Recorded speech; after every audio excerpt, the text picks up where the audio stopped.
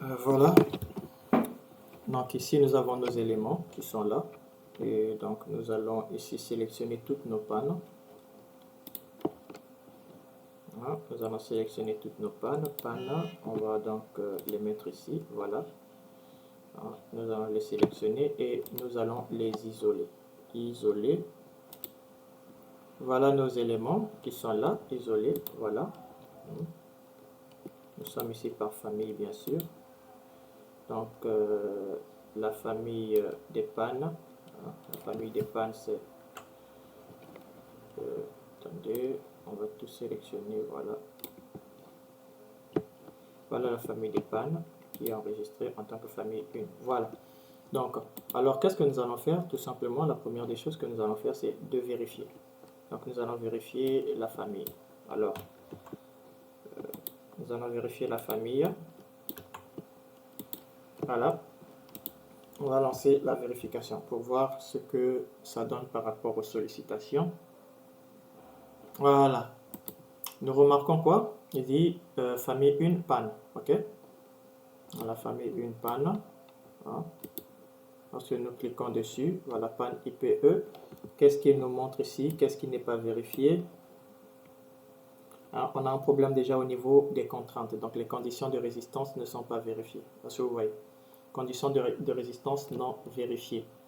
Souvenez-vous ici, voilà, les conditions de résistance. On a dit que le principe de dimensionnement des pannes, voilà, il y a la condition de résistance et il y a la condition de flèche. Et on a dit que les conditions de flèche, ce sont des conditions qui sont déterminantes. Parce que la condition de résistance peut être vérifiée, mais la condition de flèche n'est pas vérifiée. Vous voyez? La condition de résistance peut être vérifiée, mais la condition de flèche n'est pas vérifiée. La condition de flèche est une condition qui est très déterminante pour les éléments fléchis, les éléments sollicités en flexion. Très, très déterminante. Donc, il ne suffit pas seulement de calculer à l'ULU parce que aujourd'hui, beaucoup d'étudiants génie civil aiment bien l'ULU. 1,35G plus 1,5Q. Donc, quand on dimensionne uniquement 1,35G plus 1,5Q. Alors qu'il faut savoir que l'ELU vérifie les conditions de résistance de la structure et l'ELS vérifie les déformations. Donc, s'il y a des déformations dans notre structure, l'ELU sera atteint. Donc, il faut savoir que l'ELS est d'abord atteint avant parce que l'ELS vise le service. L'ELS vise le service. C'est une valeur au-delà de laquelle, lorsqu'elle est dépassée, l'ouvrage ne remplit plus les fonctions pour lesquelles elle a été conçue.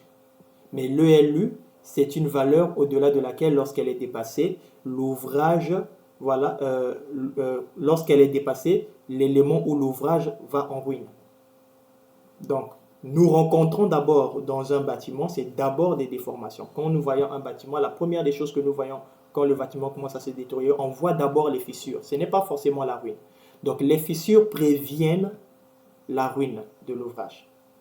Est-ce que vous voyez? Donc, c'est très important de travailler vraiment avec les conditions de flèche. Voilà. Et donc, la condition de résistance à vérifier, c'est sigma Fn, Fz plus sigma Fy est inférieur à Y. Pourquoi? Est-ce que vous voyez d'abord comment pourquoi? Voilà, tout simplement, Fy, c'est ça, Fz, c'est ça.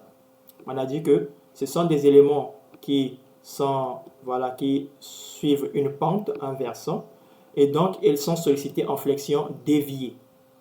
Donc nous aurons une composante sur l'horizontale, une composante sur la verticale. Et la somme de ces deux composantes doit être inférieure à la contrainte, la limite élastique de l'acier.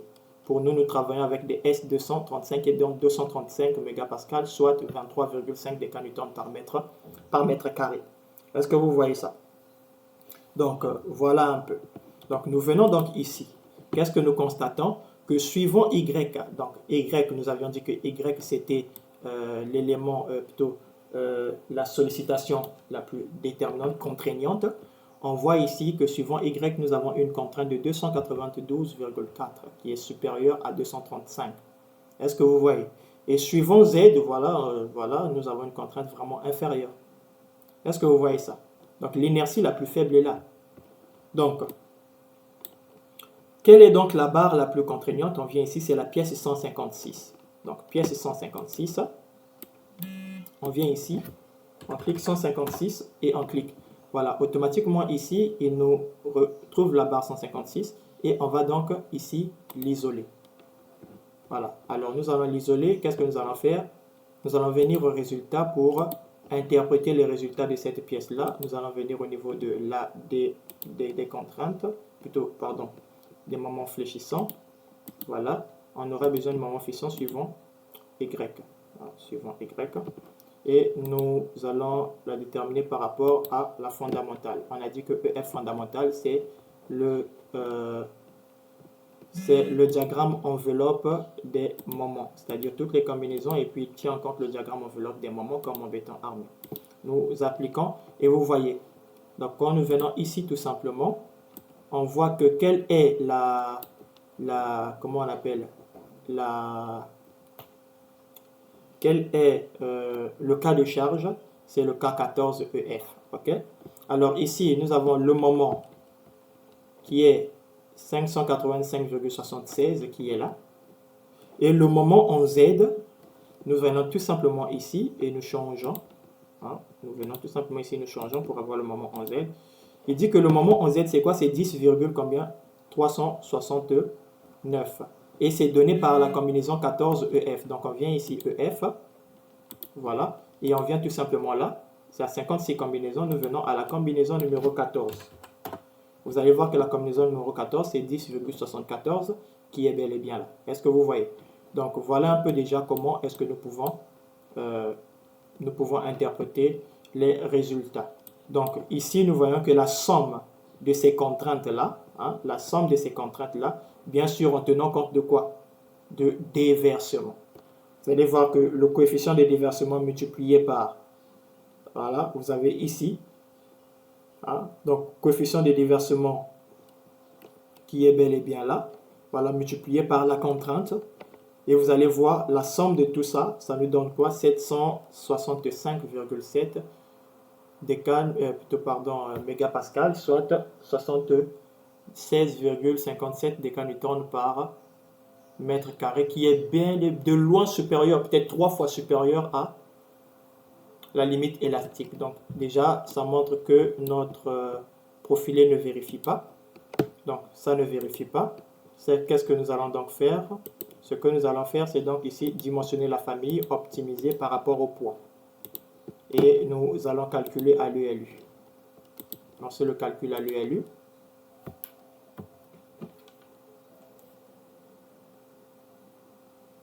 Alors, lorsque nous avons lancé le calcul à l'ULU, il nous a fait 3 propositions de section. Une proposition qui ne vérifie pas du tout. Hein, une proposition qui ne vérifie pas du tout. La deuxième est celle qui vérifie avec un ratio de 0,70, un très bon ratio. Et la troisième, elle est plus onéreuse avec un ratio de 0,47, c'est-à-dire beaucoup plus coûteux. Voilà. Donc, maintenant, nous allons vérifier à l'ILS parce que nous avons dit que c'est l'ELS qui est beaucoup contraignant pour le dimensionnement de nos éléments. Donc, nous calculons à l'ELS également. Et nous allons voir quelle est la section qui vérifie à l'ELS. Comme ça, nous allons donc... voilà. À l'ELS, la section qui vérifie, elle est là. La section qui vérifie à l'ELS est là. Voilà. Donc, ici, voilà, c'est vraiment vérifié. La flèche est vraiment vérifiée à l'ELS. Hein. La flèche est vraiment vérifiée. Ici, nous avons tous les éléments. Voilà.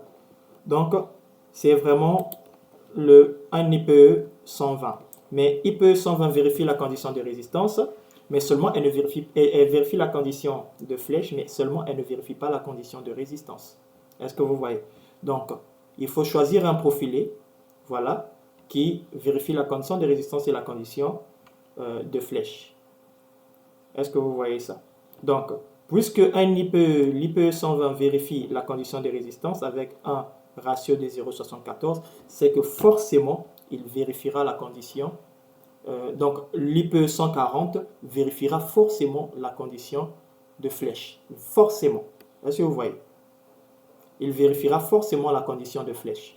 Donc, nous allons ici cliquer sur IPE 140 et nous allons dire changer. C'est-à-dire, il va changer tous les profils en IPE 140. Voilà, il a changé tous les profils en IPE 140. Voilà. Maintenant, nous pouvons relancer le calcul et donc effectuer les vérifications de notre section, tout simplement de notre profilé, tout simplement. Vérification, calculer, est-ce que notre profilé est bel et bien vérifié? Ça vérifie. Oui. IPE 140 vérifie.